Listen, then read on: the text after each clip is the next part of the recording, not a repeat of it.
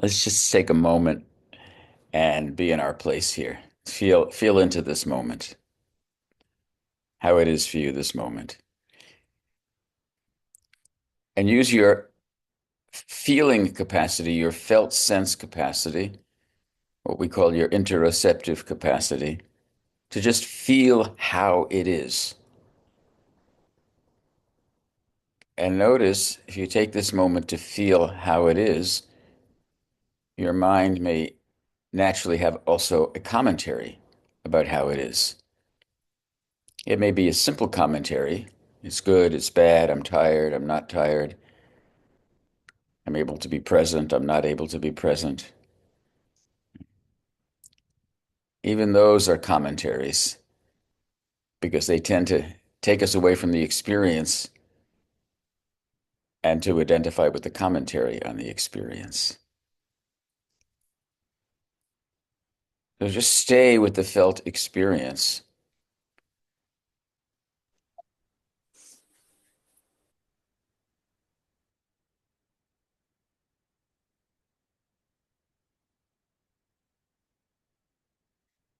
And notice not only what the mind does with the experience, but how convincing it can be. For example, if you're finding it hard to be present or to pay attention this morning, even to a simple instruction like feel how it is, your mind may be saying, oh, see, you're so scattered this morning, you can't even sit and feel how it is. You're just here thinking about things. And then we identify with that and we say, okay, so, and then we're just here thinking about things. And even that feels a certain way. So the mind is always tempting us out of feeling how it is to somehow agreeing or identifying with the mind's idea of how it is. And so we want to keep subverting that by remembering that at any given moment, we can just come back to feeling how it is. What does it feel like to not be very focused this morning? Just notice that. Be with that.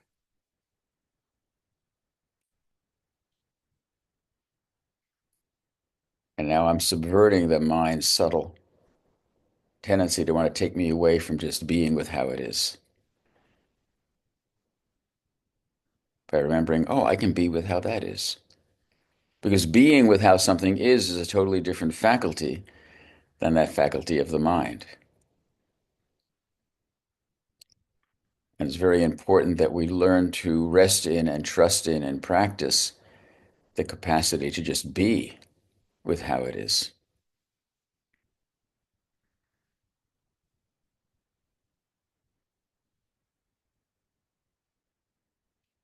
Because as we practice that, we're experiencing that all that there is how there is and our awareness of it, which is already pretty advanced.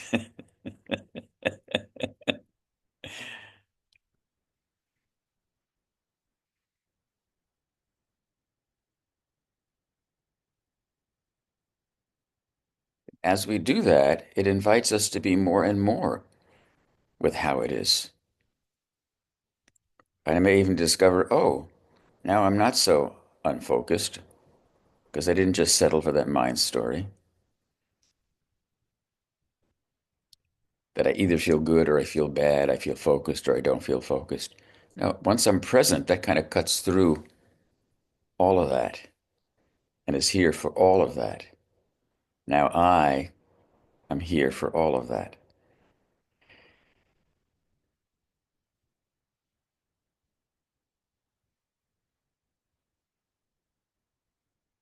I am embracing this moment as it is.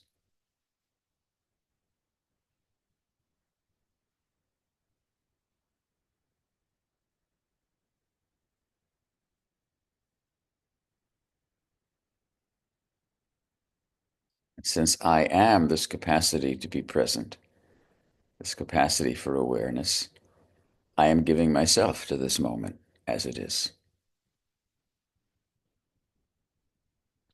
I am entering into generous reciprocity with this moment.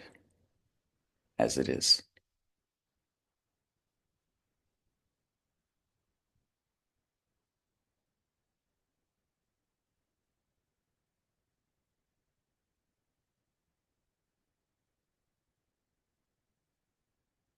You might even say that my basic capacity is to be present, to be aware, and to be generous, which just flows naturally from being present and aware.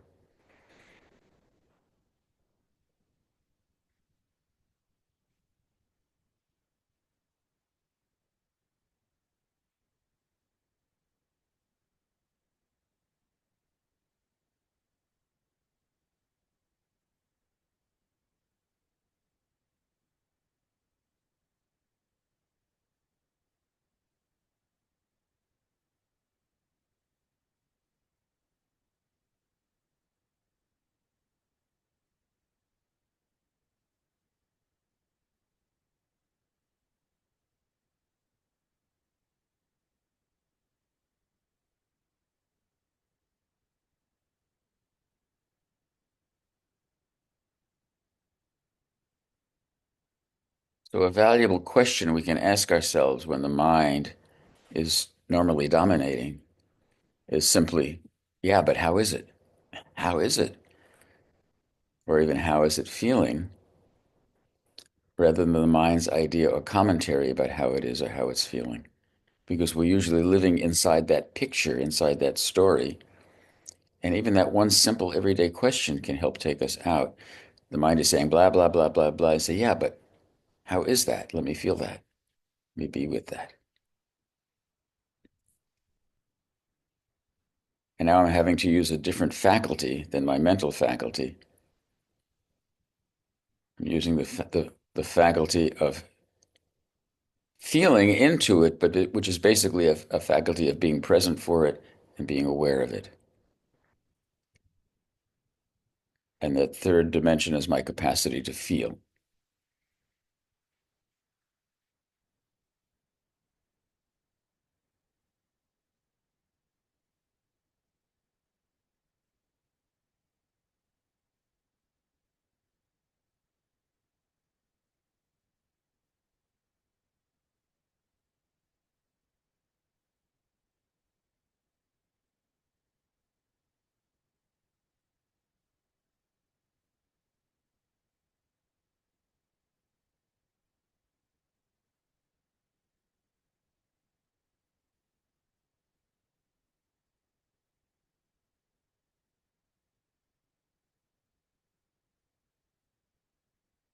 We can say, what is that raw sensation this morning?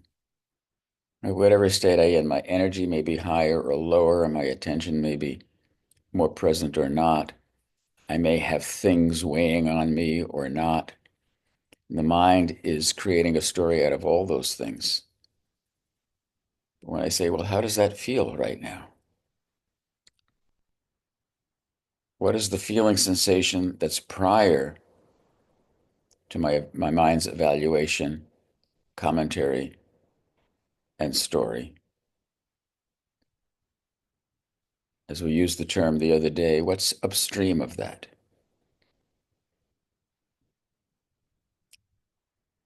What is the upstream sensation that contributes to my mind story? And stay with the upstream sensation.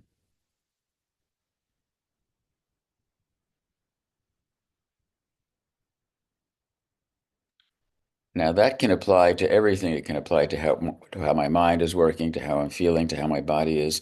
But as we've said before, because we're so glued to the mind, when we sit down, it's often easier to start with the body because that's anchoring us at a more grounded experience away from the mind. So we can start by saying, how is it in my body today? What does it feel like?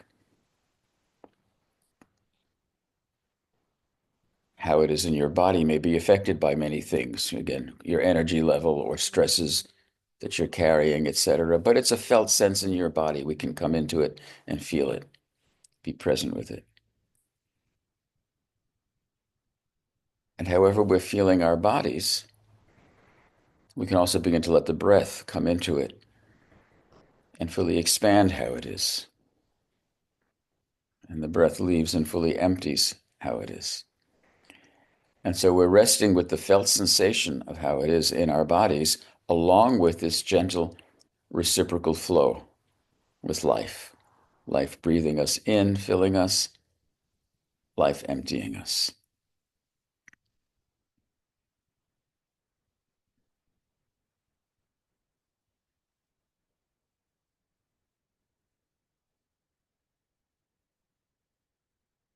So as we've used the terms before, I'm sitting now present more with more integrity with simply how it is right now, my awareness and my felt sensation of body becoming one, and that reciprocity of those parts of myself and with life breathing in and out.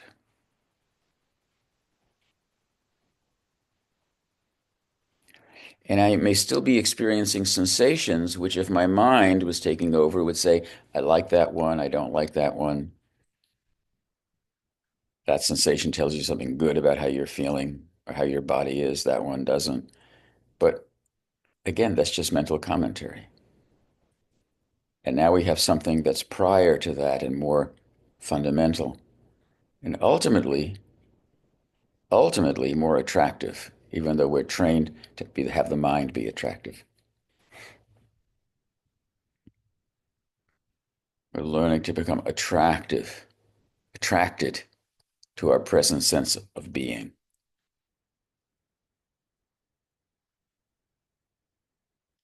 And what we will find in that over time is pleasure and comfort. Oh, it actually feels good to be present with my present sense of being,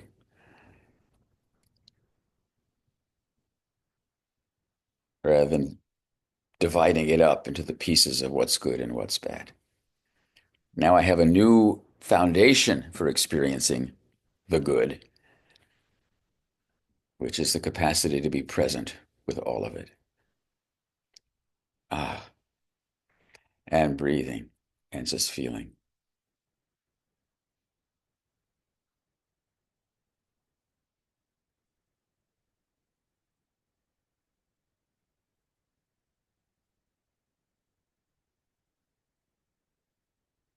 And then gradually, as we do that, we can also be aware of, more specifically, certain emotional sensations that are part and parcel of our body sensation.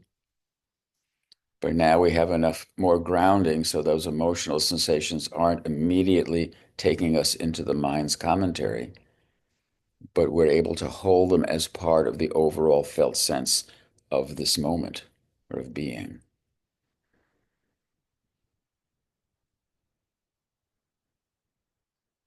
So whether it's an emotional sensation that's generated by, you know, I can't focus well this morning. What's wrong with me? I knew I was no good. Or whether there's something out there in the world that, oh, I have this happening that's coming today that I have to worry about, or something that happened that I don't feel so good about, some reflection somebody gave me that makes me feel better or worse about myself, or just this background worry of, how's it going to be? Am I okay? The mind can take all of this for such great stories, but they're subtle sensations. What is the sensation of that background worry or evaluation? What is it I'm feeling that I label worry and then go into the story about? So I bring it back to that felt sensation and I stay present for it. Oh, happy, glad to be with you. Let me just be with you. I'm discovering it's just another coloration of experience of being that I can be present with, that I can welcome in to this moment of being and give it, my generous attention, which is gradually allowing me to discover my capacity. It's not defined by my mind's ongoing story of good and bad or this or that or self-consciousness. It's to find my more fundamental capacity to be present and aware. And we can say generously available, or that is an aspect of loving.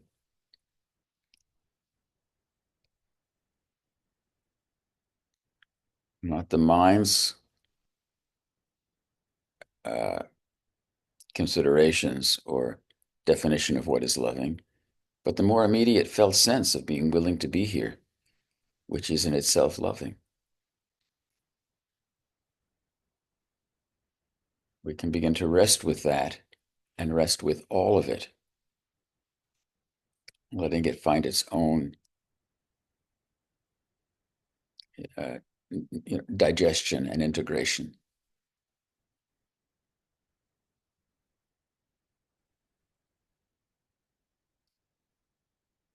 allowing it to be harmonized with the breath.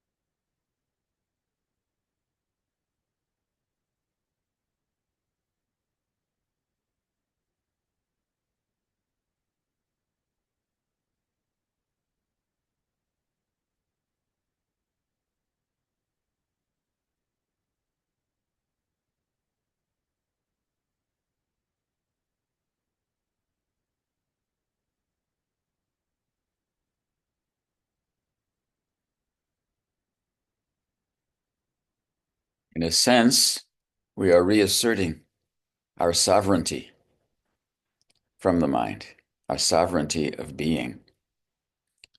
Mind is like a greedy corporation that's just wanting to mine us for good material.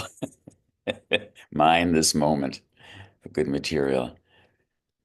It takes felt sensations and experiences and manufactures from them images that pertain to that of ourselves in our life and what this means, and stories, things that we tell, it tells us, things that we're telling ourselves. Oh, this sensation. Oh, I know about that sensation. That's connected to something not so good.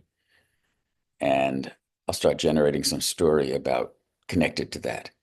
And I may have some image that's just there. And it creates a very, that in conjunction with that feeling sensation, creates a very powerful reality that takes over from just being present. And the image and the self-talk or the story that's generated from the sensation now reinforces the sensation and makes it and so it makes it be a very it's a self-generating reality or package. And we pretty much live our lives inside that package. It's the story of our life. And sometimes we figure out how do we make that go up? How do we make it go down? How do we feel better? How do we feel worse? We strive to do that. It's like there's this little meter always, right, that we're living with. How good is it today or bad is it? Or how good am I today or how bad? And some things make the meter go up a little, some things make the meter go down. And we're kind of chained to that story.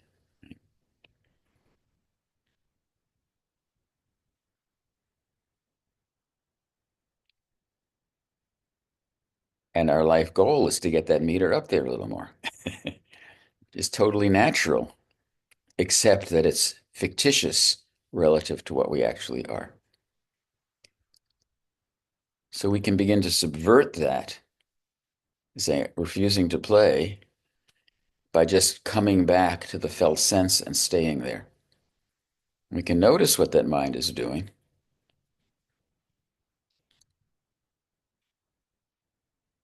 but we don't have to let it define our reality anymore.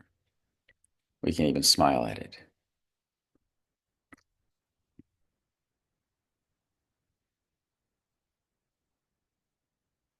then we can even include it in our felt sense of what's it like for the mind or the ego to go up and down like that.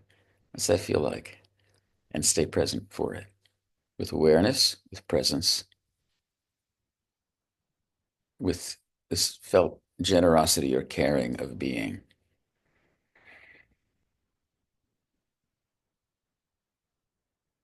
The sense of the body is an ally in that. The sense of the breath is an ally in that.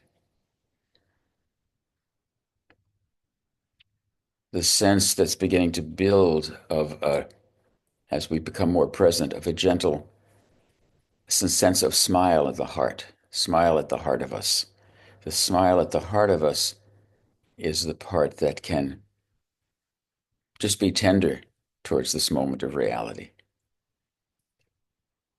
Not because the mind is giving us permission to be, but because it's our natural capacity of tender presence, compassionate presence.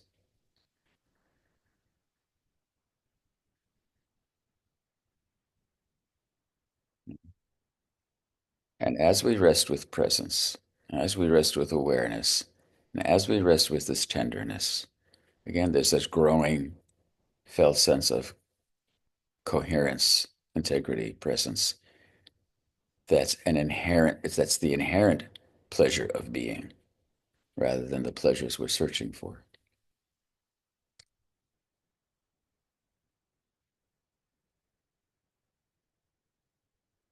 And so we can even look for or find the innate pleasure. If I'm being present, for example, with a feeling sensation that I would normally label, my mind would label as an uncomfortable sensation or one that means something unpleasant or bad. But now I'm just resting with the sensation, with my awareness, with my presence. Notice the part of this moment that's actually pleasurable about resting with that sensation, which I previously labeled. Resting with, breathing with, offering myself to in this whole way rather than shrinking myself to the story.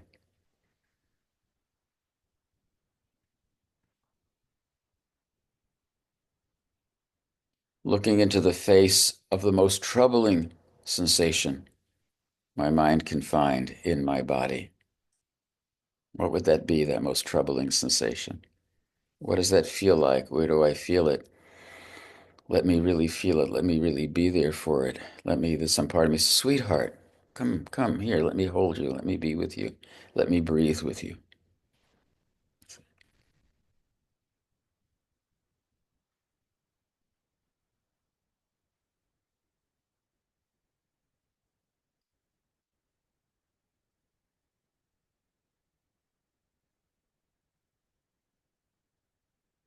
You can see how Tonglen is naturally built in to this process. It's a welcoming and a being, therefore.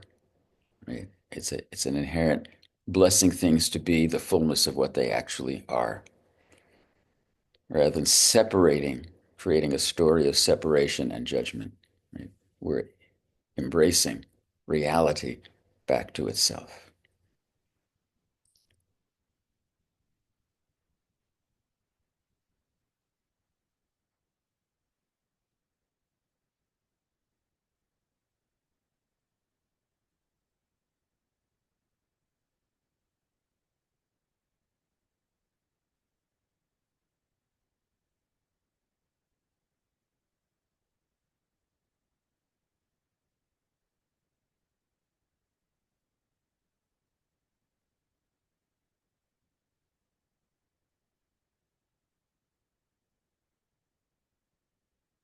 Dzogchen becomes naturally built into this, just letting things be what they are, not contriving uh, beyond that.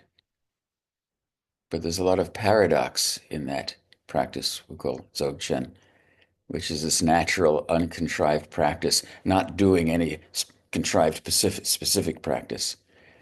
So then we'll say, okay, I'm going to sit here and not do anything contrived, which is already, I'm going to do Dzogchen, that's already contrived, right? So there's no getting away with it. We come back to being present with how it is, with humor, and with relaxation as the ultimate tantra. That is what we call it the secret tantra because it always eludes us. We create something else out of it instead, and that's relax.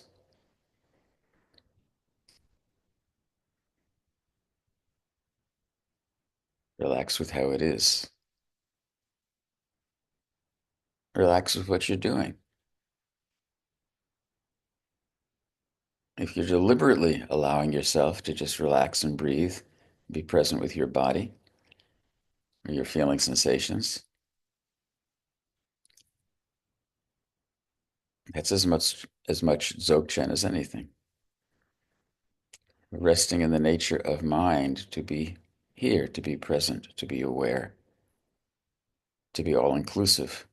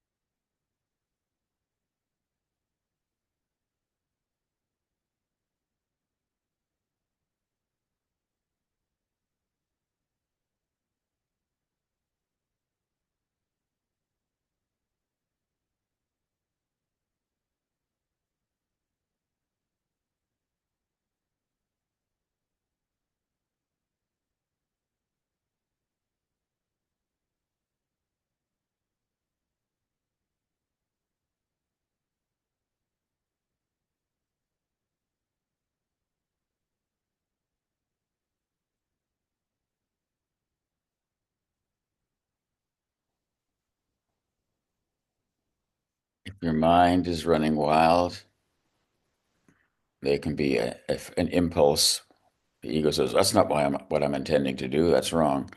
And then we may get upset or say that we're not able to do it or doing something wrong, and we're off into the story again. Or we can say, "Oh, how does it feel to be here having my mind run wild?" And we're already befriending this moment of reality. Not by trying to coerce it into being different, but by remembering how we can be present for it.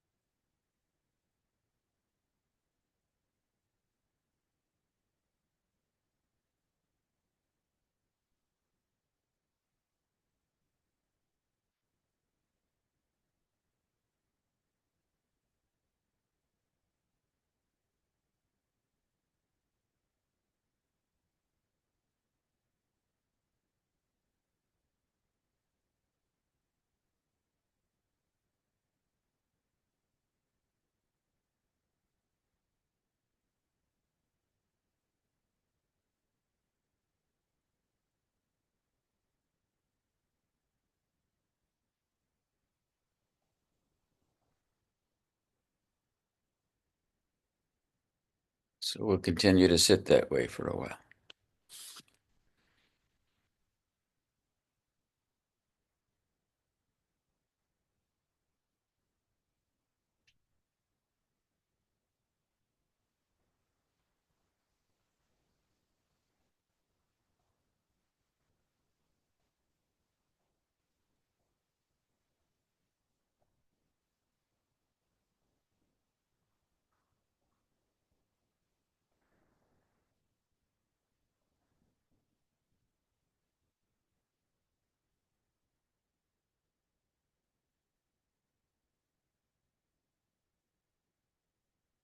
There's a phrase in the Prajnaparamita in Buddhism that says awareness full of friendliness. Right? We know this principle of Maitri, friendliness, friendship with all things, friendship with our state of being.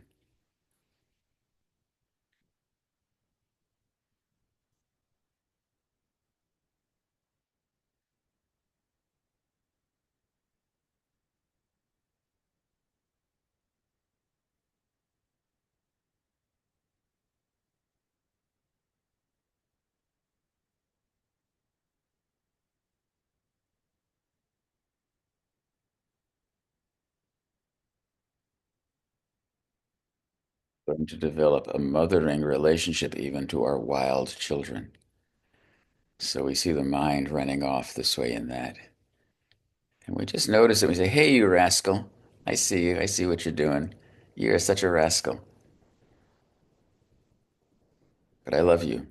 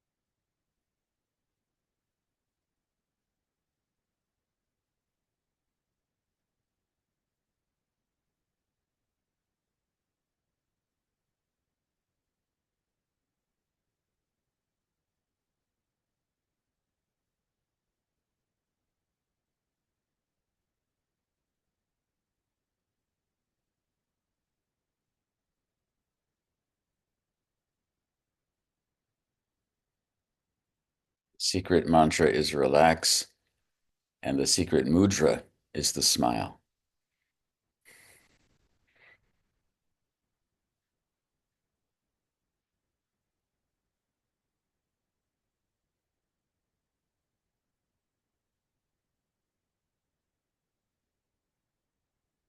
The mudra and the mantra that cuts through all things.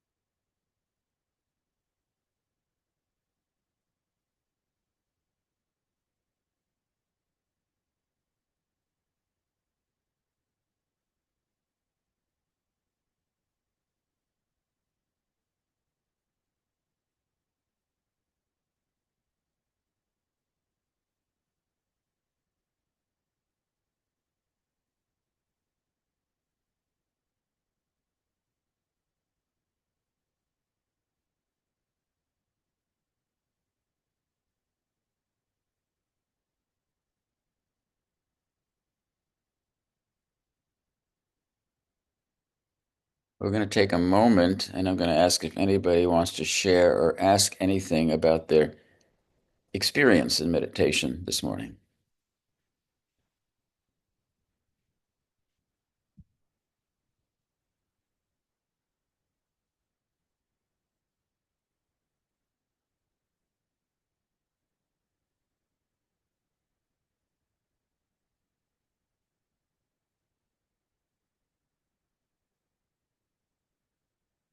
Yeah, Jen.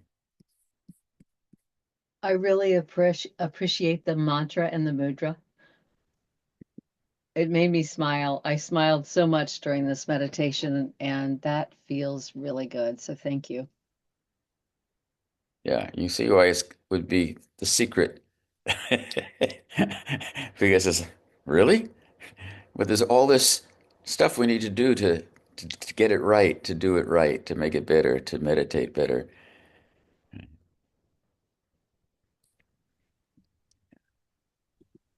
Um, Uh, Catherine. Oh, well, um, well, I just love the going upstream.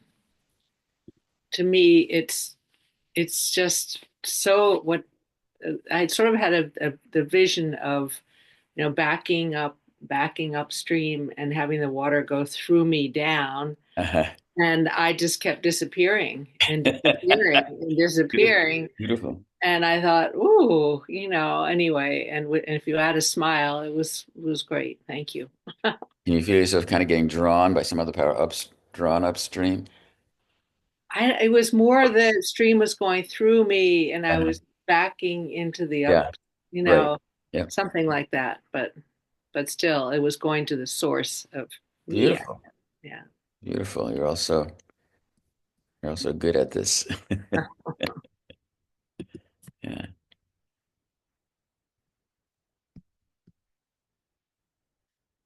um, Philippe, were you about to say something? yeah, I felt like th this was a great meditation, and it still is. um, and I felt that separating from the temptation to put words was very helpful to me. It always does the trick, if I may. Hmm. And yes, I felt like connected with Source. And it brought, before you mentioned the smile, it brought many times a smile to my face. Uh, and and also when you mentioned the inner child, I kind of connected with all the love inside of me, you know. Um, so I pretty much went into it quickly, you know. Uh, yeah. And also the reference to the Tonglen was very helpful where I had some thought coming, being able to welcome them and being whole. Um, so yes, thank you. Wonderful. Thank you. Yeah.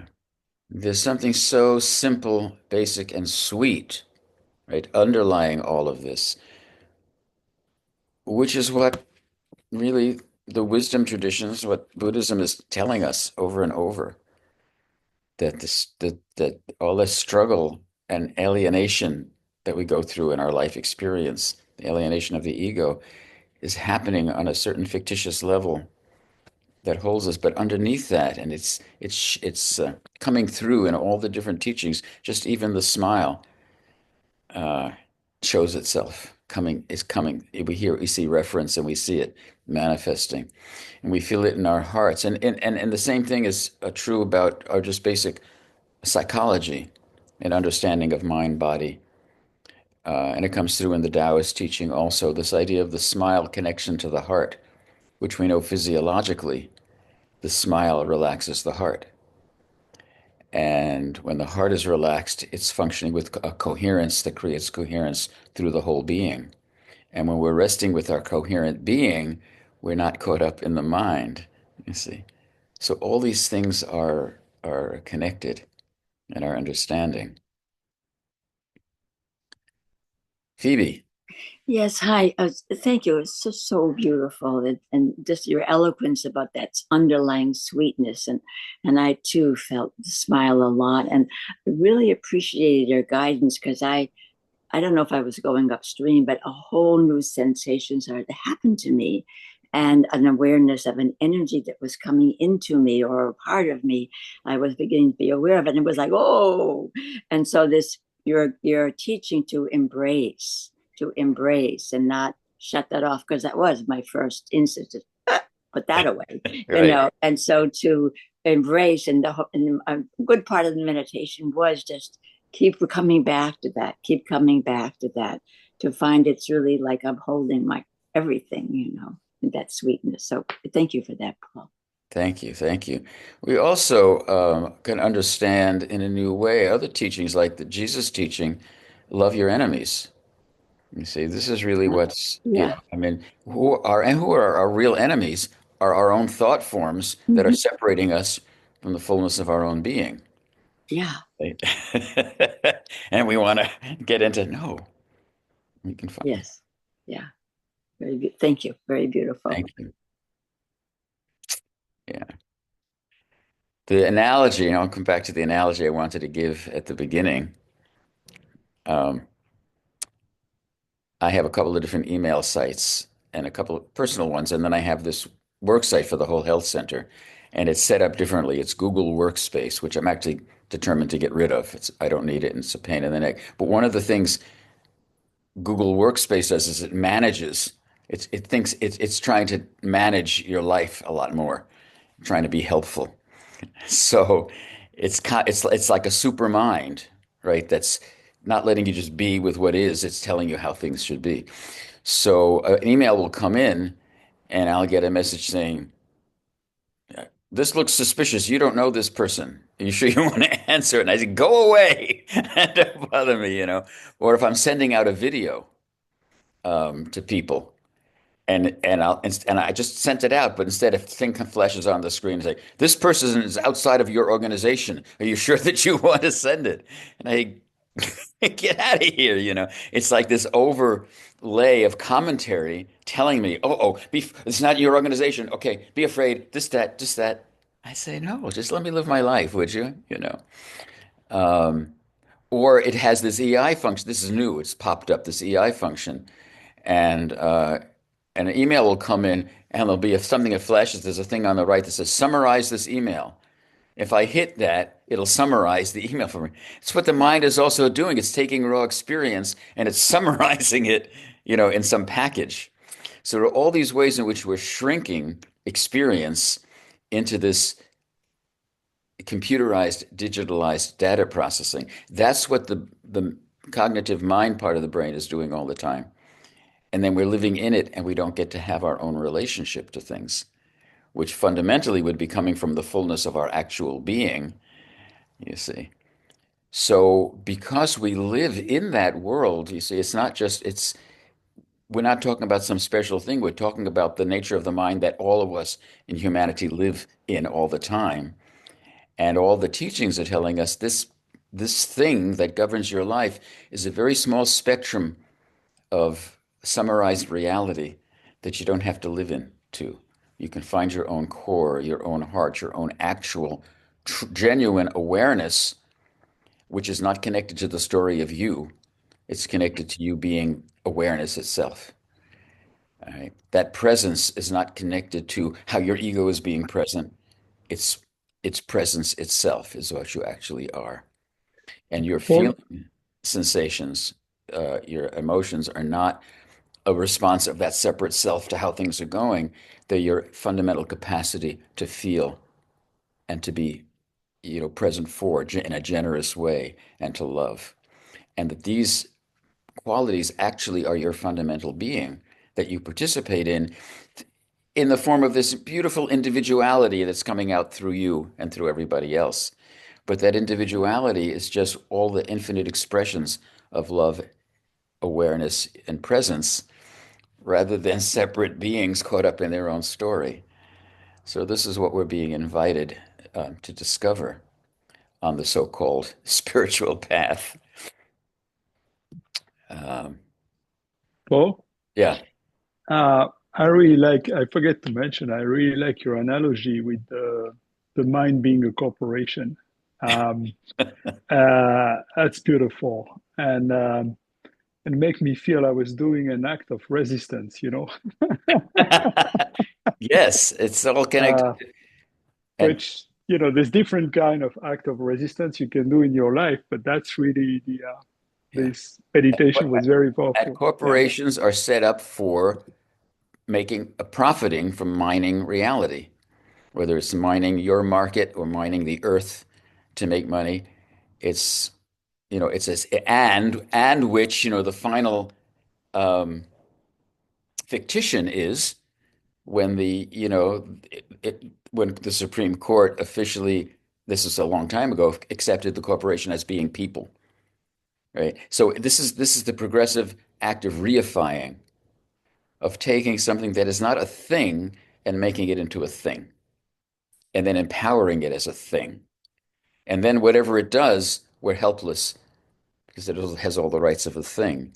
So the mind is always doing that. It's making things into things that then have all this power over us instead of saying, wait a minute, you're just part of this moment to moment, impermanent, creative expression of reality that I have a moment to moment, impermanent, creative, spontaneous relationship to. And then it never gets fixed. My feeling states, my awareness, my participation now is coming from in Longchenpa talks about, as I think I referred to before, um, these four principles of reality. Reality is fundamentally uh, ineffable, meaning it can never be defined. It's open. It's not fixed and closed down. It's open. It's spontaneous, and there's an inherent unity in it. You see, and that's what our lives can. The practice, the Dzogchen practice, would be beginning to learn to express that, to relaxing into this underlying nature of reality, which is that. You see. But it's very tricky and elusive because we're always trying to get to that truth through the mind. So we have to have some humor about it. So I've also said, when Buddhism says the fundamental aspects of reality are, presence, awareness, love. So you have to add humor. It's built into the system. We have to call on it frequently. It's one of the liberating factors. Okay.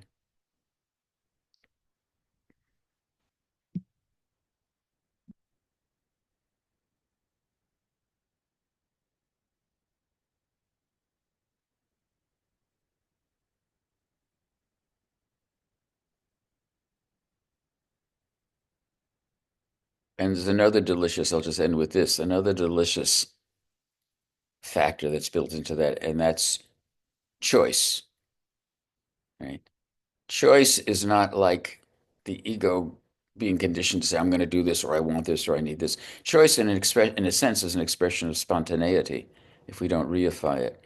But we're continually choosing this next moment of being, of coming into this next moment of being. And when we practice, as we do in the morning, and we sit, and if we come up against difficulty, or we end the morning sitting, I sat, but it's like I'm still feeling kind of like, but and then we choose to do it again the next morning because it's not about, we're choosing to take our activity off of the scale of up and down, better or worse, what's in it for me, the profit motive, and doing it because we're spontaneously choosing a path or a direction to go. And the Buddha's made this very clear. He says, we have to choose a path and follow it. The path that we choose, the path that we walk, will get deeper and the path will become easier and easier to walk. So it's very important to choose what path we're going to walk on. If we choose the path of self-centeredness and greed, that just becomes more and more of a bind, for example, or anger and resentment. If we choose the path of becoming more and more present and available, that's what's going to become an increasingly easy path to walk. And that totally corresponds with what we know neurologically. Everything that we do has a neurological correlate in terms of a neural pathway. And the neural pathways that we exercise will become the neural pathways that are increasingly better developed and easier to exercise. So if I choose the pathway of being present and I find it's a struggle, but I still choose it, and I make, I was a little more present today. Gradually, that's becoming like a path in the woods, an easier and easier path to walk. And then we discover it's no longer a struggle. It's natural. It's our natural pathway.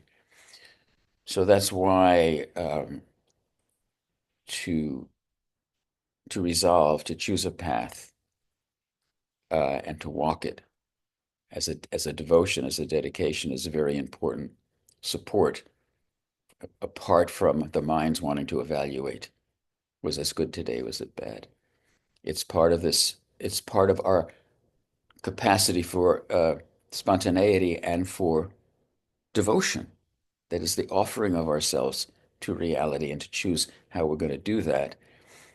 That has nothing to do with the message on the screen saying, uh-oh, avoid, are you sure? This didn't work. You didn't make any money at it, etc. Okay. So that is why, and I think I said the other day, the Buddhist teacher I referred to in Burma who said that the true Dharma is always a path of freedom. It always has the taste of freedom.